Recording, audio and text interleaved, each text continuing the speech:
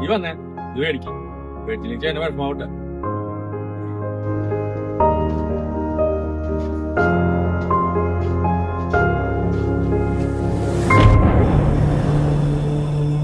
അയ്യോ മോന് കഴിക്കാൻ പറ്റുമോ? നോമ്പല്ലേ? ആസിഫ് എങ്ങനെ അറിഞ്ഞാൽ അത് മതി വഴക്കാനായിട്ട്. ഏയ് അവന് നോമ്പൊന്നുമില്ല. വയ്യാത്ത അവനെങ്ങനെയാ നോമ്പ് പിടിക്കുക? നീ അത് അവന് കൊടുക്ക്. ഏയ് ആസിഫിനെ ഞാൻ കണ്ട് സംസാരിച്ചപ്പോഴാണ് മോൻ നോമ്പ് പിടിക്കുന്ന കാര്യം.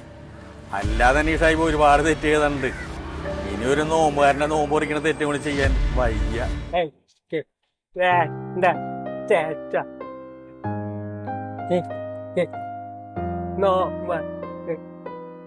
കണ്ട ഇപ്പൊ എന്തായി?